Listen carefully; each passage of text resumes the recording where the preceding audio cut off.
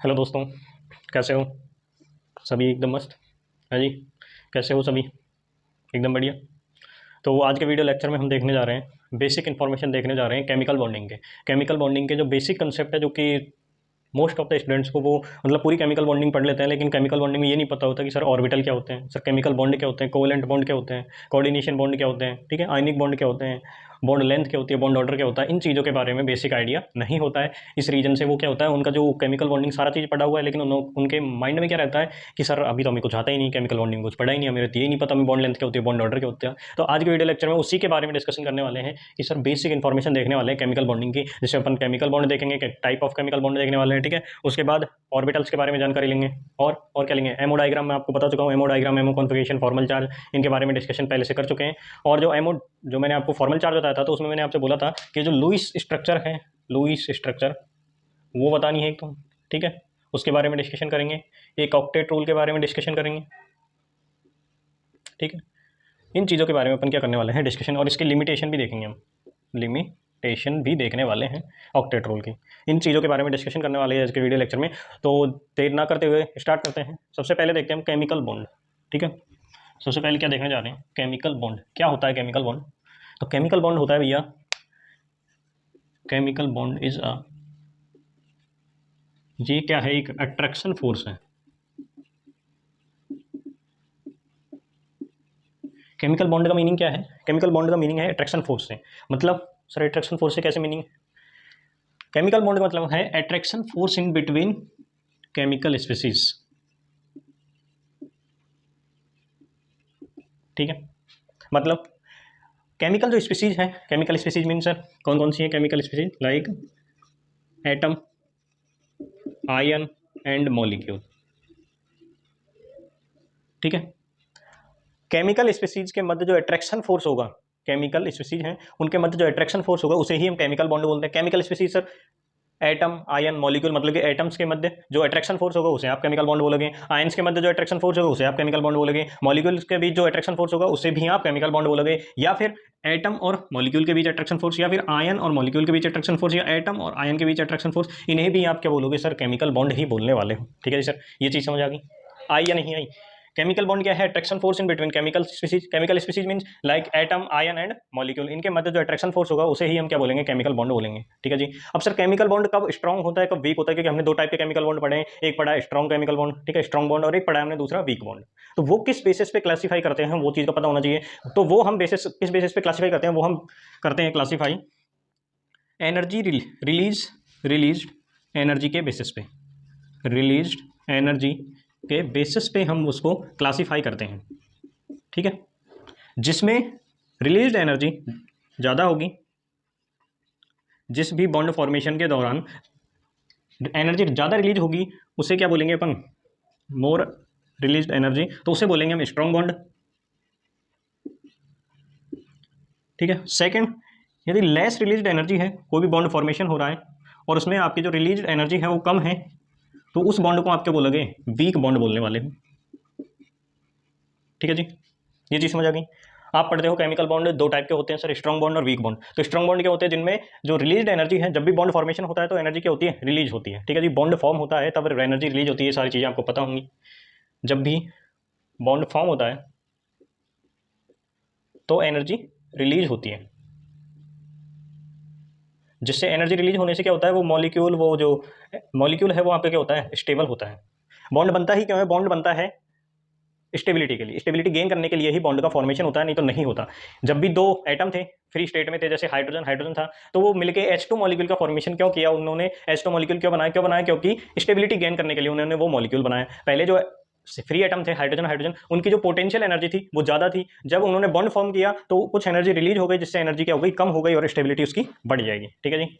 Bond form क्या होता है, बॉन्ड फॉर्म होता है एनर्जी कम करने के लिए, एनर्जी कम मीन्स रिलीज करने के लिए, और एनर्जी रिलीज होती है तो वो मॉलिक्यूल क्या हो जाता है, आपका स्टेबल हो जाता है, इसीलिए ही बॉन्ड का फॉर्मेशन होता है। तो मतलब ये तो पता लग गया कि बॉन्ड फॉर्म होगा तो एनर्जी क्या होने वाली है, रिलीज होने वाली है। तो अगर ज्यादा एनर्जी रिलीज होगी तो उसे स्ट्रॉन्ग बॉन्ड बोल देंगे, यदि कम एनर्जी रिलीज होगी तो उसे वीक बॉन्ड बोल देने वाले हैं। ये चीज आपके क्या है, स्ट्रॉन्ग बॉन्ड और वीक बॉन्ड है। अभी सर कौन कौन से स्ट्रॉन्ग बॉन्ड होते हैं, कौन कौन से वीक बॉन्ड होते हैं, इनका कैसे पता लगेगा, तो कैसे पता लगेगा, ऐसे पता लगेगा। और कौन कौन से हैं वो देखो, अभी अपन क्लासीफाई कर देते हैं एक सेकंड में, अभी क्लासीफाई कर देते हैं उनको। कि आपके स्ट्रॉन्ग बॉन्ड कौन से होने वाले हैं और आपके वीक बॉन्ड कौन से होने वाले हैं। वीक बॉन्ड में आप दो पढ़ोगे, एक पढ़ोगे आप हाइड्रोजन बॉन्ड और एक पढ़ोगे वंडरवॉल बॉन्ड या वंडरवॉल फोर्स, वंडरवॉल अट्रैक्शन बोल सकते हैं, वंडरवॉल इंट्रैक्शन बोल सकते हैं, केमिकल बॉन्ड।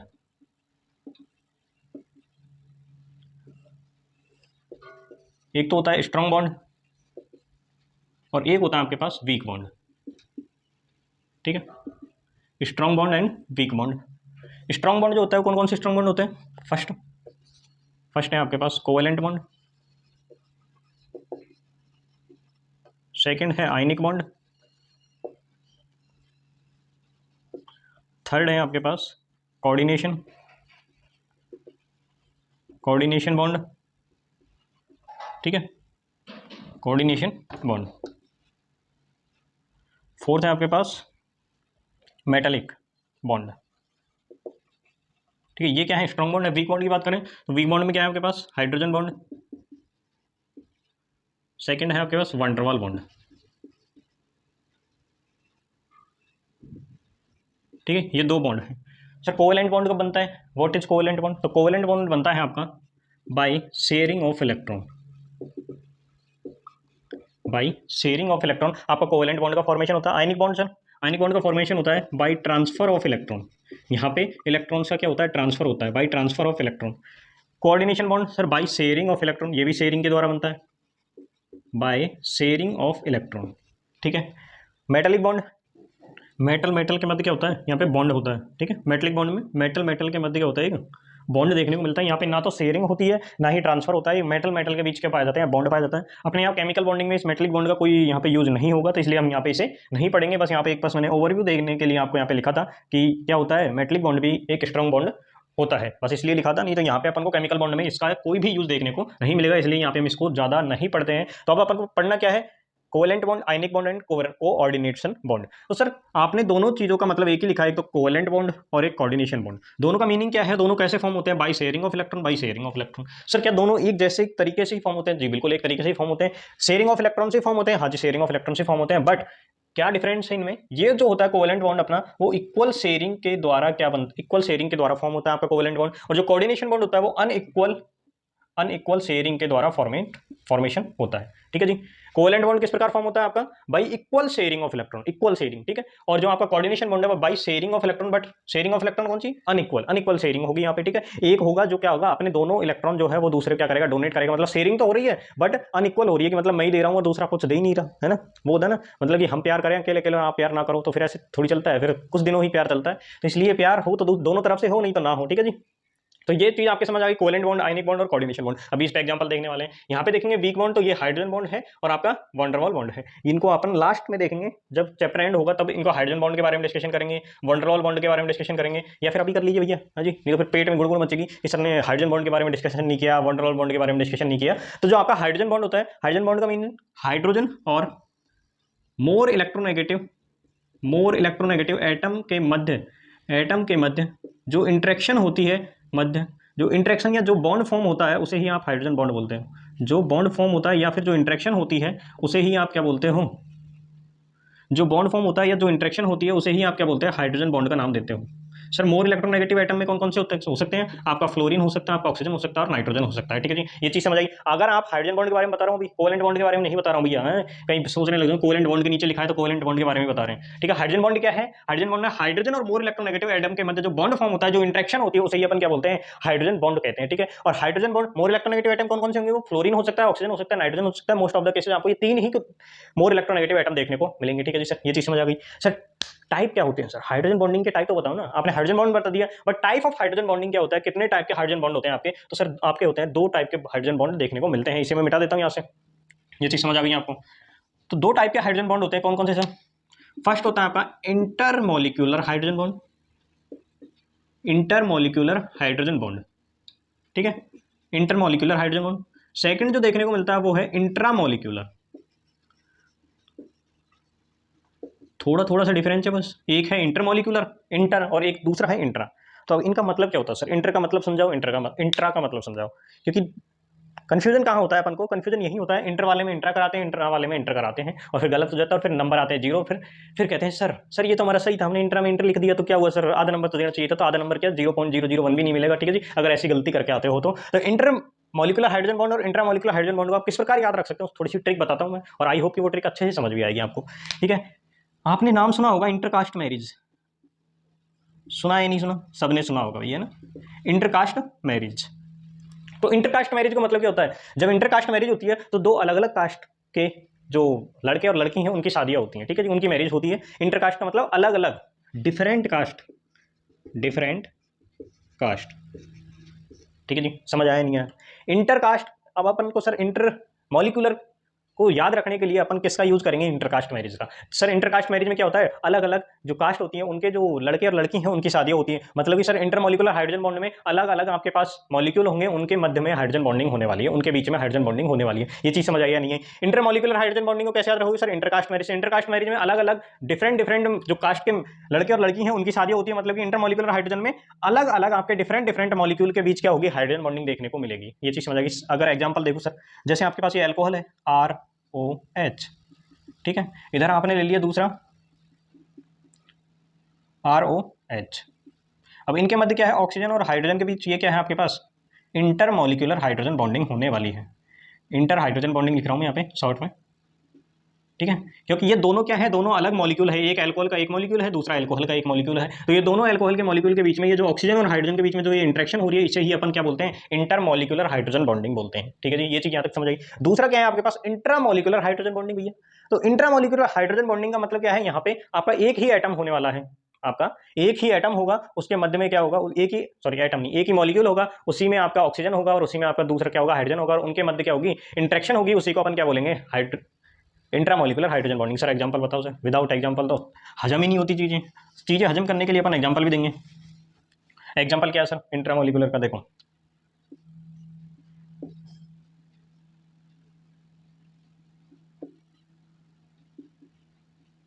ठीक है,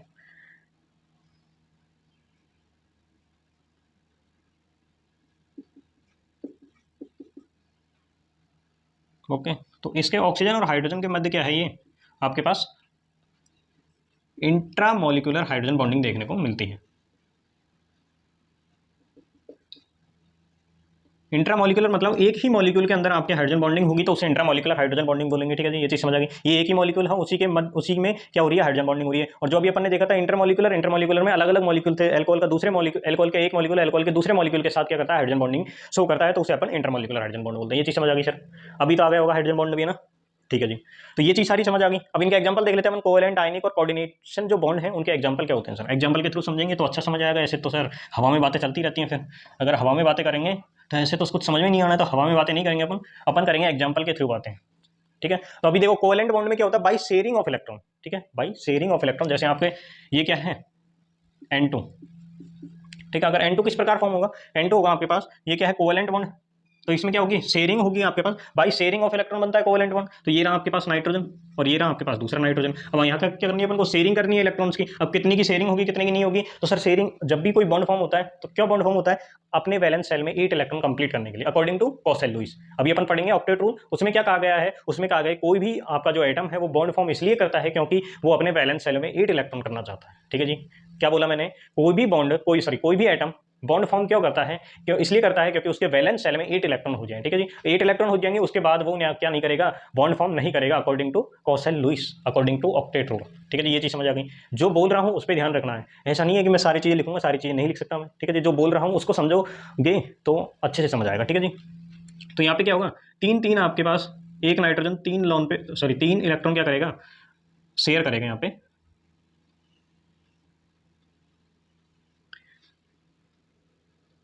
3 बॉन्ड बन गए, 1 2 3 4 5 6। तो ऑक्टेट कंप्लीट करने के लिए यहाँ पे 2 इलेक्ट्रॉन लगा दिए मैंने। इधर नाइट्रोजन के पास क्या है? 6 इलेक्ट्रॉन तो हो रहे हैं, 1 2 3 4 5 6, और 2 इलेक्ट्रॉन यहाँ पे लगा दिए। टोटल दोनों के ऑक्टेट कंप्लीट हो गए। दोनों के क्या हो गए? ऑक्टेट कंप्लीट हो गए। तो यहाँ पे क्या बोला था मैंने? कोवेलेंट बॉन्ड में क्या होती है? Sharing of, by equal sharing of electron. Equal sharing मतलब यहाँ पे इक्वल शेयर हो रहे हैं। ये भी 3 इलेक्ट्रॉन, ये भी 3 इलेक्ट्रॉन शेयर कर रहा है, ये वाला नाइट्रोजन भी 3 इलेक्ट्रॉन शेयर कर रहा है और ये भी 3 इलेक्ट्रॉन ही शेयर कर रहा है। मतलब ये इक्वल शेयरिंग हो रही है। तो इससे क्या, ये कौन सा बॉन्ड है यहाँ पे? ये बॉन्ड है आपका कोवेलेंट बॉन्ड। ये कौन सा बॉन्ड है आपके पास? Covalent bond. ठीक है जी, ये चीज़ समझ आ गई। ये क्या है, होमोडाई एटॉमिक मॉलिक्यूल है जिनमें आपको पास यहाँ पे क्या देखने को मिलेगा, 100% कोवेलेंट बॉन्ड देखने को मिलेगा, 100%।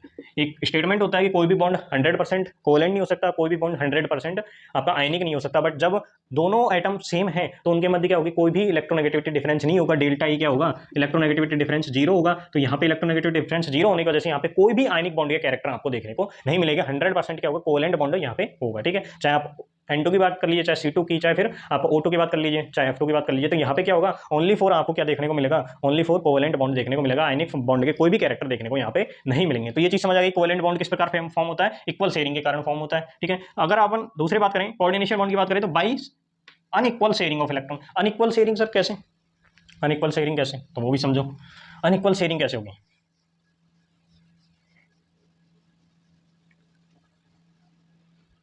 जैसे आपके पास है BF3 और NH3, BF3 एंड NH3, इसे मॉलिक्यूल के फॉर्म में समझा रहा हूँ। ठीक है, BF3 में क्या है, बोरोन का ऑक्टेट कंप्लीट नहीं है, बोरोन का ऑक्टेट कंप्लीट नहीं है ना यार, बोरोन का ऑक्टेट कंप्लीट नहीं है। इस प्रकार होता है आपका BF3। यहाँ पे बोरोन के वैलेंस शेल में कितने होते हैं, 3 इलेक्ट्रॉन, तो ये कितने हो गए, 1 2 और 3 इलेक्ट्रॉन, और जो बॉन्ड फॉर्म किया है तो एक इलेक्ट्रॉन यहाँ से आ गया, मतलब कि टोटल अगर बोरोन के पास कितने इलेक्ट्रॉन हो गए, 6 इलेक्ट्रॉन, मतलब कि यहाँ पे इसका ऑक्टेट कंप्लीट नहीं है। तो ये क्या चाहेगा, अपना ऑक्टेट कंप्लीट करना। तो ऑक्टेट कंप्लीट करने के लिए जो नाइट्रोजन के पास जो लोन पेयर होते हैं वो क्या जाते हैं, बोरोन के वैकेंट ऑर्बिटल में आते हैं। ठीक है, बोरोन के वैकेंट ऑर्बिटल में। तो इस प्रकार क्या होता है, कोऑर्डिनेशन बॉन्ड का फॉर्मेशन होता है, कोऑर्डिनेशन बॉन्ड का फॉर्मेशन होता है, कोऑर्डिनेशन बॉन्ड का फॉर्मेशन होता है। ठीक है जी, कोऑर्डिनेशन बॉन्ड का फॉर्मेशन कब होता है, जब अनइक्वल शेयरिंग। अब यहाँ पे देखिए, बोरोन ने कोई भी इलेक्ट्रॉन शेयर नहीं किया इस बॉन्ड फॉर्मेशन के दौरान। यहाँ पे ओनली 4 इलेक्ट्रॉन किसने दिया, आपके नाइट्रोजन ने दोनों के दोनों इलेक्ट्रॉन दिए हैं। ठीक है, किसी भी एक बॉन्ड बनने के लिए कितने इलेक्ट्रॉन चाहिए, 2 इलेक्ट्रॉन चाहिए, सही है। एक बॉन्ड जब भी बनता है तो उसके लिए कितने इलेक्ट्रॉन चाहिए होते हैं, अपन को 2 इलेक्ट्रॉन चाहिए होते हैं। अगर आपका बॉन्ड क्या है, ये जो बॉन्ड है, अगर आपका कोवेलेंट बॉन्ड है तो यहाँ पे एक इलेक्ट्रॉन दोनों की साइड से आएगा, मतलब कि इक्वल शेयरिंग होगी। अगर यहाँ पे कोऑर्डिनेशन बॉन्ड होगा तो ये जो दोनों इलेक्ट्रॉन है एक ही एटम की तरफ से होंगे, एक ही मॉलिक्यूल की तरफ से दिए जाएंगे, एक ही मॉलिक्यूल की तरफ से आपको दूसरे को डोनेट किए जाएंगे, वहाँ पे मतलब अनइक्वल शेयरिंग होगी। ठीक है जी, ये चीज समझ आ गई। तो यहाँ पे क्या है, अनइक्वल शेयरिंग है। यहाँ पे बोरोन अपना कोई भी इलेक्ट्रॉन नहीं दे रहा है, ओनली फॉर बोरोन क्या कर रहा है, नाइट्रोजन दे रहा है और बोरोन ले रहा है, और कुछ नहीं हो रहा। तो यहाँ पे इसे क्या बोलेंगे अपन, कोऑर्डिनेशन बॉन्ड बोलेंगे, अगर यहाँ पे अनइक्वल शेयरिंग होती है तो। ठीक है जी, ये चीज समझ आ गई। सर आयनिक बॉन्ड क्या है, आयनिक बॉन्ड है बाई ट्रांसफॉर्मेशन नहीं, ट्रांसफर होगा, बाई ट्रांसफर ऑफ इलेक्ट्रॉन। इलेक्ट्रॉनों का ट्रांसफर होगा तब जाके क्या होगा, आपके पास आयनिक बॉन्ड का फॉर्मेशन होने वाला है। जैसे आपने पढ़ा होगा सबसे ज्यादा फेमस एग्जांपल जो है नमक, NaCl, सोडियम क्लोराइड। ठीक है, NaCl का फॉर्मेशन कैसे होता है सर, सबसे पहले आपके पास सोडियम आता है, उसका एटॉमिक नंबर 11, तो ये क्या करता है, एक इलेक्ट्रॉन लूज करता है और Na+ बनाता है। क्यों बनाता है सर, जैसे आप सोडियम देखोगे, एटॉमिक नंबर 11 है, तो इसका अगर इलेक्ट्रॉनिक कॉन्फ़िगरेशन देखो तो 1s2 2s2 2p6 and 3s1 होने वाला है। अब आप देखोगे तो इसमें कितना है, इसका इलेक्ट्रॉनिक कॉन्फ़िगरेशन 281। ठीक है, 281। अगर ये इस एक इलेक्ट्रॉन को निकाल ले तो इसके वैलेंस शेल में 8 इलेक्ट्रॉन हो जाएंगे। तो इसलिए ये क्यों निकालता है, एक इलेक्ट्रॉन क्यों निकाल रहा है, क्यों निकाल रहा है, क्योंकि इसके वैलेंस शेल में इलेक्ट्रॉन क्या हो जाएंगे, 8 हो जाएंगे। अगर ये एक इलेक्ट्रॉन को निकाल देता है, एक इलेक्ट्रॉन को रिमूव कर देता है, तो इसलिए इसने क्या किया, एक इलेक्ट्रॉन यहाँ पे निकाल दिया और Na+ बन चुका है। तो अब Na+ की इलेक्ट्रॉनिक कॉन्फ़िगरेशन क्या हो जाएगी, 1s2 2s2 2p6, ये Na+ की इलेक्ट्रॉनिक कॉन्फ़िगरेशन हो जाएगी। और इस केस में क्या होगा, आपके पास 28 इलेक्ट्रॉनिक कॉन्फ़िगरेशन होगा, मतलब कि इसके ऑक्टेट कंप्लीट हो जाएगा। ये चीज समझ आई, ऑक्टेट कैसे कंप्लीट हुआ। ठीक है, अब ये आएगा सर यहाँ पे Cl क्या करेगा, एक इलेक्ट्रॉन एक्सेप्ट करेगा और Cl नेगेटिव बनाएगा। ठीक है जी, क्योंकि Cl क्लोरीन 17 इसका एटॉमिक नंबर होता है। इसका इलेक्ट्रॉनिक कॉन्फ़िगरेशन देखो तो 1s2 2s2 2p6 3s2 3p6 कितने हो गए, 10 2 12 और 6 18, तो 3p5। ठीक है जी, ये इसका क्या है, इलेक्ट्रॉनिक कॉन्फ़िगरेशन है। तो देखो, जो ये क्या है आपका वैलेंस इलेक्ट्रॉन है, सॉरी वैलेंस शेल है, तो इस वैलेंस शेल में कितने इलेक्ट्रॉन है, 5 और 2 7 है। ठीक है, 5 और 2 7 है। अगर ये एक इलेक्ट्रॉन एक्सेप्ट करता है तो क्या हो जाएगा, इसके वैलेंस शेल में इलेक्ट्रॉन कितने हो जाएंगे, 8 इलेक्ट्रॉन जाएंगे। तो कोई भी आपका एटम है वो क्या करना चाहता है, अपने वैलेंस शेल में 8 इलेक्ट्रॉन करना चाहता है। तो ये एक इलेक्ट्रॉन कहां से लेगा, ये Na ने सोडियम ने जो एक इलेक्ट्रॉन रिमूव किया है, उस इलेक्ट्रॉन को क्या करेगा, क्लोरीन आपका एक्सेप्ट करेगा और Cl नेगेटिव का फॉर्मेशन करेगा। ठीक है जी, ये चीज समझ आ गई यहाँ तक। फिर क्या होगा, ये जो Na+ है और Cl- है, Na+ है और Cl- है, इनके मध्य क्या होगी, अट्रैक्शन होगा, और अट्रैक्शन होने के बाद ये क्या पाएंगे, NaCl का फॉर्मेशन करेंगे। ठीक है, अपोजिट चार्ज है तो अपोजिट चार्ज के मध्य तो अपोजिट चार्ज के मध्य क्या होता है, अट्रैक्शन होता है। ठीक है जी, जैसे अपोजिट जेंडर के मध्य अट्रैक्शन होता है, वैसे ही अपोजिट चार्ज के मध्य भी क्या होता है, अट्रैक्शन होता है। जैसे लड़के लड़की होते हैं तो उनके मध्य अट्रैक्शन होता है भैया, हमारे जो हम पढ़े थे जिनके साथ, उनके मध्य साथ तो ऐसा एट्रैक्शन नाम की चीज़ तो देखने को ही नहीं मिलती। अरे एट्रैक्शन काम आता, हमारा बस उनके साथ रिपल्सन ही देखने को मिलता था, उनके साथ हमारा रिपल्सन ही देखने को मिलता था भैया, रिपल्सन देखने को मिलता था। ऐसी ऐसी लड़कियाँ थी भैया हमारी कॉलेज स्कूल में भी पूछो मत, कॉलेज में भी पूछो मत, है ना, ऐसा हाल था हमारा। है जी, आपके भी क्या ऐसे ही हाल है क्या भैया, है जी। तो ये क्या हो गया आपके पास, कोवेलेंट बॉन्ड समझ लिया, आयनिक बॉन्ड समझ लिया, कोऑर्डिनेशन बॉन्ड समझ लिया, तो ये बॉन्ड की कहानी समाप्त होती है यहीं पर। अभी अपन क्या देखे सर बताओ, ऑर्बिटल, ऑर्बिटल देख ली, या फिर देखो मैंने ऑर्बिटल्स की वीडियो पहले भी बना चुका हूँ। ओके, तो उसमें ऑर्बिटल्स के बारे में सारा S orbital, P orbital, D orbital, ठीक है, उनके बारे में कंप्लीट डिस्कशन किया है। जी रेड किसे कहते हैं, अनजी रेड किसे कहते हैं, मतलब कि जीरो से हायर लेवल तक का सारा कंप्लीट डिस्कशन उस वीडियो लेक्चर में है। मैं यही रिकमेंड करूंगा, रिकमेंडेशन है मेरी कि आप उस वीडियो लेक्चर को देख ले, क्योंकि 5-10 मिनट उसमें निकालेंगे अपन। उसके बजाय अपन पहले क्या देख लेते हैं, कौशल लुईस हाइपोथेसिस देख लेते हैं कि कौशल लुईस ने क्या दिया था, उनका क्या कंसेप्ट था, कौशल लुईस कंसेप्ट देख लेते हैं। मतलब कि कौशल लुईस, या फिर जो अच्छे से भाई साहब उसका क्या है, एक फेमस नाम भी है कौशल लुईस का, ऑक्टेट रूल। कौशल लुईस तो फिर भी कम समझते हैं, लेकिन समझते क्या है, ऑक्टेट रूल ज़्यादा समझते हैं। किसी को बोल दीजिए सर ऑक्टेट रूल क्या होता है, तो वो समझ जाएगा कि सर क्या पूछ रहे हैं ये, ऑक्टेट रूल के बारे में पूछ रहा है। अगर किसी से पूछ लो भैया कि कौशल लुईस के बारे में थोड़ा कुछ बताना, तो वो कौशल लुईस के बारे में कम जान पाएगा। ठीक है जी, नाम याद कम रहते हैं साइंटिस्टों के, लेकिन जो कंसेप्ट के नाम होते हैं वो ज़्यादा याद रहते हैं। ठीक है जी, इसलिए हम भी यही आपको रिकमेंड करेंगे कि कंसेप्ट के नाम याद होने चाहिए, चाहे साइंटिस्ट के नाम याद हो या ना हो। तो अभी देखते हैं अपन ऑक्टेट रूल। ठीक है, octet rule. Sir octet rule क्या है, ऑक्टेट रूल में क्या होता है, ये किस बेसिस पे होता है, तो ये होता है sir, it was based on inertness of noble gases. क्या लिख दिया सर, ये क्या लिख दिया, एक इंग्लिश की लाइन, कुछ समझ ही नहीं आया, तो अभी समझाते हैं भैया। जो आपके पास साइंटिस्ट थे कौशल और लुईस, ठीक है जी, कौशल क्या है, अभी देखो मैं समझाने के लिए कर रहा हूँ, अभी जो भी कर रहा हूँ, ठीक है, इसे उसमें ना लें, इसे ज़्यादा सीरियस होकर ना लें, सीरियस होकर लेना यार फिर ही तो समझ आएगा, नहीं समझ ही नहीं आएगा। कौशल क्या है भैया, कौशल है भैया बॉय, लड़का, और जो आपके पास लुईस है वो क्या है, लड़की, गिरल। ठीक है, गिरल नहीं गरल। ठीक है जी, तो कौशल क्या है आपके पास, लड़का है, और लुईस क्या है, लड़की है। अब दोनों क्या है कि भैया एक बंद कमरे के अंदर बैठे हुए हैं और दोनों बातचीत कर रहे हैं। तो भैया क्या बातचीत कर रहे हैं, वो बातचीत कर रहे हैं कि यार देखो अभी तक किसी ने भी बॉन्ड फॉर्मेशन की थ्योरी नहीं दी है, सबको पता है कि बॉन्ड फॉर्म होता है, ठीक है, लेकिन क्यों होता है, क्या रीजन है उसके पीछे का, ये किसी को नहीं पता है। ठीक है जी, सही है। उस टाइम पे कौशल और लुईस एक बंद कमरे में बैठे हुए थे, बंद कमरे में। अब ऐसा नहीं है कि बंद कमरा होगा तो तुम जो सोच रहे हो वही होगा, वो नहीं, वो कुछ बातचीतें कर रहे थे, बातचीत कर रहे थे। क्या बातचीत कर रहे थे, ये बातचीत कर रहे थे कि यार किसी ने भी अभी तक बॉन्ड फॉर्मेशन की थ्योरी नहीं दी है, तो हम कुछ करते हैं, है जी, हम कुछ करते हैं। तो फिर तब जाके कौशल ने क्या कहा लुईस से, कौशल ने लुईस से कहा कि क्या तुमने किसी भी इनर्ट गैस जो है, इनर्ट गैस को बॉन्ड बनाते हुए देखा है जी।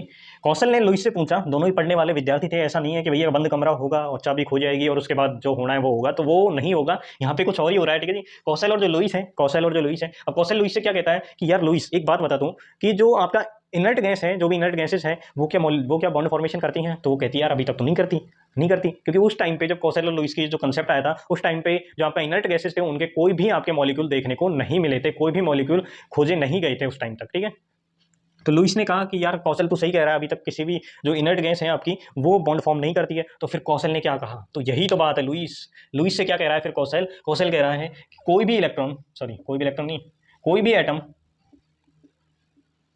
बॉन्ड फॉर्मेशन, ऐसे ही बोल देते हैं, कोई भी एटम जो है आपका बॉन्ड फॉर्मेशन इसलिए ही करता है क्योंकि उसके वैलेंस शेल में 8 इलेक्ट्रॉन हो जाए, क्योंकि ये जो आपका इनर्ट गैसेज है, जो आपकी इनर्ट गैसेज है, नोबल गैसेज हैं, वो क्या करती हैं, वो क्या करती हैं, उनके वैलेंस शेल में 8 इलेक्ट्रॉन होते हैं। ये जो आपके इनर्ट गैसेज हैं या फिर नोबल गैसेज बोल दीजिए, उनके जो वैलेंस शेल में इलेक्ट्रॉन है वो 8 इलेक्ट्रॉन होते हैं, 8 इलेक्ट्रॉन इन वैलेंस शेल।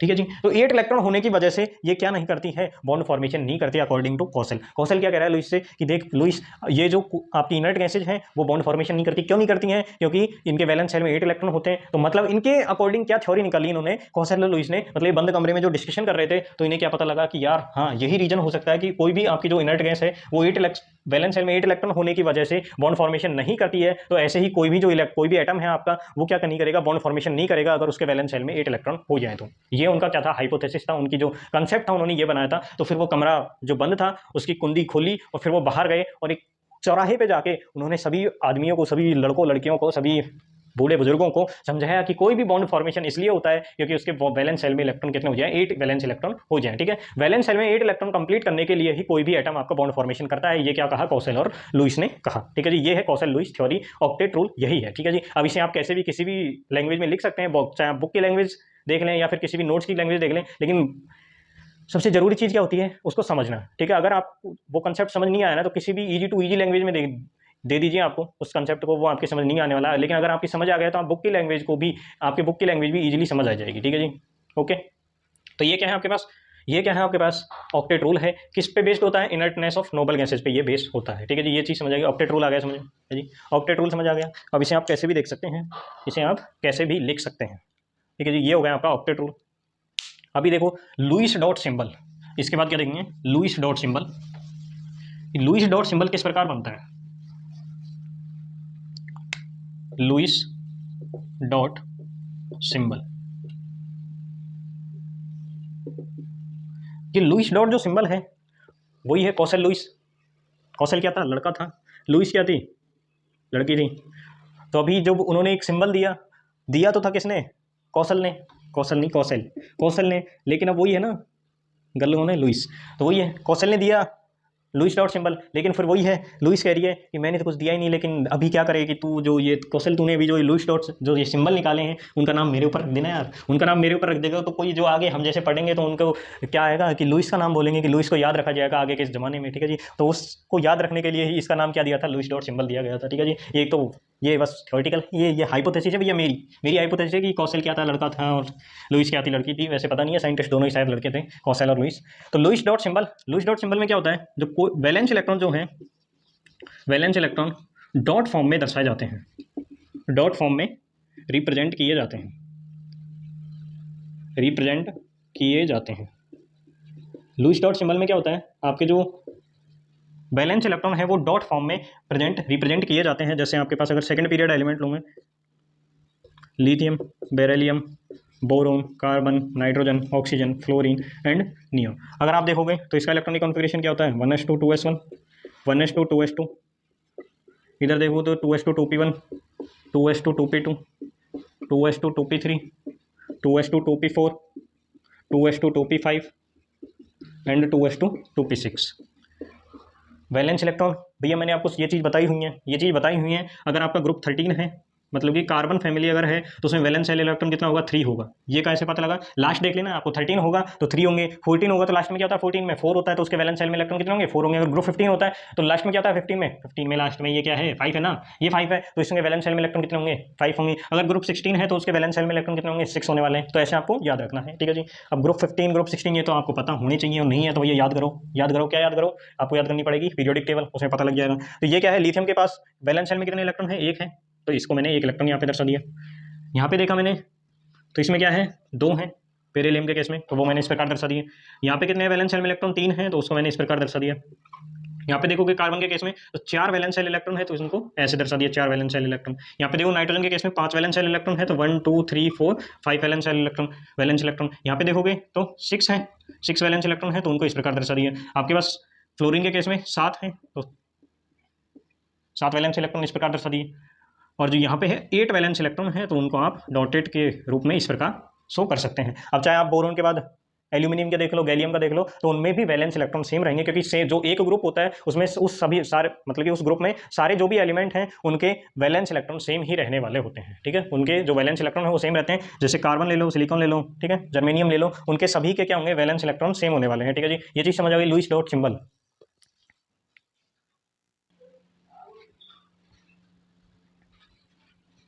ठीक है, तो ये क्या हो गया आपके पास, लुईस डॉट सिंबल हो चुका है, ठीक है जी। तो ये आई थिंक यहाँ तक समझ आया होगा, ये चीज़ समझ आई यहाँ तक। ऑक्टेट रूल समझ आया, ऑक्टेट रूल क्या होता है, ऑक्टेट रूल क्या होता है, कौशल और लुईस ने क्या कहा था कि कोई भी आपका एटम जो है तब तक बॉन्ड फॉर्मेशन करेगा जब तक कि उसके वैलेंस शेल में कितने नहीं हो जाए, 8 इलेक्ट्रॉन कंप्लीट ना हो जाए। तो ये चीज़ यहाँ तक कंप्लीट हो गया, ऑक्टेट रूल हो गया। लुईस डॉट सिंबल क्या होता है, लुईस डॉट सिंबल में वैलेंस जो इलेक्ट्रॉन है, वैलेंस इलेक्ट्रॉन डॉट फॉर्म में रिप्रेजेंट किए जाते हैं। यहाँ पे देखा कि ये जिनके वैलेंस शेल इलेक्ट्रॉन है वो डॉट फॉर्म में मैंने क्या करती है, रिप्रेजेंट करती है। ये चीज़ समझ आ गई, यहाँ तक समझ आ गया है ना। उसके बाद क्या देखो, कुछ एग्जांपल देखने अपन ऑक्टेट रूल के, ठीक है। उसके बाद देखेंगे इसकी लिमिटेशन, और फिर इस लेक्चर को अपन यही बाइंड अप करेंगे। क्यों, क्योंकि पहले ही भैया अपना जो वीडियो लेक्चर है 30 मिनट्स का पहुंच चुका है। वैसे तो बहुत बढ़ा सकते हैं 30 क्या, अपन तो 1 आवर भी कर सकते हैं, लेकिन वही है कि फिर इसको अपन को एडिटिंग वगैरह में स्टोरेज कम पड़ जाता है, इसलिए अपन इसके इतना ही रखेंगे। तो देखिए कुछ एग्जाम्पल देखते हैं ऑक्टेट रूल के। एग्जाम्पल देखेंगे तो CH4, ये जो कार्बन है आपका, कार्बन है 4 क्या बनाएगा, बॉन्ड बनाएगा हाइड्रोजन के साथ, और क्या कर लेगा, अपना ऑक्टेट कंप्लीट कर लेगा। ये इसका कार्बन का क्या हो गया, आपका ऑक्टेट कंप्लीट हो चुका है। कार्बन का ऑक्टेट कंप्लीट हो चुका है, कार्बन के ऑक्टेट कंप्लीट हो चुका है कार्बन का। कार्बन के वैलेंस शेल में कितने इलेक्ट्रॉन हो चुके हैं, 8 इलेक्ट्रॉन कंप्लीट हो चुका है। कार्बन के वैलेंस शेल में कितने हो गए, 1 2 3 4 5 6 7 8। और हाइड्रोजन ने क्या कर लिया, अपना डपलेट या डबलेट बोल सकते हैं, डपलेट बोल लीजिए, डपलेट कंप्लीट कर लिया है। हाइड्रोजन कभी भी क्या करेगा आपका डप्लीट ही कंप्लीट करेगा, हाइड्रोजन और हीलियम भी। हाइड्रोजन और हीलियम क्या करते हैं, कभी भी ऑक्टेट कंप्लीट ही नहीं करते हैं। क्यों नहीं करते हैं, क्योंकि भैया ऑक्टेट कंप्लीट कहाँ से करेंगे, ये क्या करते हैं अपना डप्लेट कंप्लीट करते हैं। ठीक है जी, ये चीज़ समझ आ गई। एग्जांपल क्या होगा इसका CH4, और भी अनेकों एग्जांपल आप इसके देख सकते हैं। तो ये हो गया आपका ऑक्टेट रूल। अब इसके देख लेते हैं लिमिटेशन क्या क्या है, क्या क्या लिमिटेशन है भैया, क्या क्या इसकी ड्रॉबैक रह चुकी थी, ड्रॉबैक क्या थे इसके, जिसके कारण इसे बाद में अमान्य घोषित कर दिया था। ठीक है, तो इसकी लिमिटेशन देख लेते हैं अपन। Limitation of octet rule, limitation of octet rule, क्या लिमिटेशन है सर। फर्स्ट जो लिमिटेशन है भैया आपने देखा होगा hypervalent species, hypervalent species, और सेकंड आपने देखी होंगी हाइपोवैलेंट स्पीसीज। ठीक है सर, अब ये हाइपर वैलेंट क्या है, हाइपोवैलेंट क्या है। हाइपर वैलेंट स्पीसीज वो होती हैं जिनमें valence electron more than 8 valence electron, 8 valence electron. ठीक है, और हाइपोवैलेंट स्पीसीज क्या होती हैं, लेस देन 8 वैलेंस इलेक्ट्रॉन। ठीक है, बाद में ये मिला हमको, बाद में ये देखा गया कि हाइपर वैलेंट स्पीसीज भी होती है और हाइपोवैलेंट स्पीसीज भी होती है। मतलब ऐसी स्पीसीज भी होती हैं जिनके वैलेंस सेल में इलेक्ट्रॉन कितने हो, 8 से ज़्यादा हो, और कुछ ऐसी स्पीसीज भी हमको देखने को मिली जिसमें जो वैलेंस इलेक्ट्रॉन है वो 8 से कम है और वो स्टेबल भी हैं। जैसे एग्जाम्पल के लिए अगर देखें तो PCl5 SF6, ठीक है, यहाँ तो दिख रहा होगा आपको। और अगर हाइपोवैलेंट स्पीसीज की बात करें तो वो क्या होगा, उसके एग्जांपल अपन देख सकते हैं BeCl2 BF3। ठीक है, इस प्रकार अपन इसके एग्जांपल देख सकते हैं। हाइपरवैलेंट स्पीसीज भी होती है, हाइपोवैलेंट स्पीसीज भी होती है। कौशल लुईस क्या कह रहा था कि कोई भी एटम आपका बॉन्ड फॉर्मेशन तब तक ही करेगा जब तक उसके वैलेंस सेल में 8 इलेक्ट्रॉन ना हो जाए। तो यहाँ तो 8 इलेक्ट्रॉन क्या है, यहाँ तो 10 इलेक्ट्रॉन भी हो गए, तब भी क्या कर रहा था, 8 इलेक्ट्रॉन होने के बावजूद भी इसने बॉन्ड फॉर्म किया है PCl5 ने। ठीक है जी, PCl4 पे ही हो जाता आपका 8 वैलेंस इलेक्ट्रॉन, लेकिन इसने PCl5 बनाया क्योंकि इस PCl5 के कंडीशन में ही ये क्या होता है आपका स्टेबल होता है। ठीक है जी, और हाइपोवैलेंट स्पीसीज जिसमें BeCl2 में वैलेंस इलेक्ट्रॉन देखे होंगे बेरिलियम के, तो यहाँ पे 4 वैलेंस इलेक्ट्रॉन होंगे, तभी भी ये क्या है, स्टेबल है। मतलब कि ये जो लिमिटेशन है ऑक्टेट रूल की, ऑक्टेट रूल कहता था 8 ही होनी चाहिए, तो यहाँ पे 8 से कम वाले और 8 से ज्यादा वाले भी स्टेबल होते हैं। थर्ड, अगर आप इसकी लिमिटेशन देखोगे तो इसने क्या कहा था आपके अपनी थ्योरी में कि जो ये इनर्ट गैसेज हैं, इनर्ट गैसेज वो क्या नहीं करती है, बॉन्ड फॉर्मेशन नहीं करती है, क्योंकि इनके वैलेंस सेल में 8 इलेक्ट्रॉन होते हैं। लेकिन भैया जो आपकी इनर्ट गैसेज हैं वो बॉन्ड फॉर्म करती हैं, bond form with oxide, oxygen and halides. ठीक है, जैसे XeO2F2, ठीक है जी, XeF2, KrF2, क्रिप्टॉन F2। ठीक है जी, ये चीज़ क्या है, मतलब कि इनर्ट गैसेज उन्होंने जिस बेसिस पे अपनी थ्योरी दी थी कि इनर्ट गैसेज बॉन्ड फॉर्म नहीं करती है क्योंकि इसके वैलेंस सेल में इलेक्ट्रॉन 8 होते हैं। लेकिन यहाँ पे हमने जब देखा, आगे जब रिसर्च हुई कि आपके जो इनर्ट गैसेज है जीनोन, क्रिप्टॉन, ये भी क्या करते हैं, बॉन्ड फॉर्म करते हैं। तो मतलब कि इसकी ये थ्योरी क्या हो गई, यहाँ पे इसकी पूरी थ्योरी क्या हो गई, गलत हो चुकी है। ठीक है जी, और फोर्थ अगर इसकी लिमिटेशन देखें तो अकॉर्डिंग टू ऑक्टेट रूल अपन ये नहीं पता कर सकते उसकी ज्योमेट्री, उस मॉलिक्यूल की ज्योमेट्री शेप के बारे में हमें कोई भी आइडिया नहीं मिलता है इसके अकॉर्डिंग। ठीक है, ऑक्टेट रूल के अकॉर्डिंग। ठीक है जी, ये चीज़ समझ आ गई। ठीक है, ना ही इसने कुछ बॉन्ड एनर्जी के बारे में कोई एक्सप्लेनेशन दी थी। ठीक है जी, ये चीज़ क्या है, इसकी लिमिटेशंस हैं। आई होप कि आपको ये सारी चीज़ें समझ आई होंगी।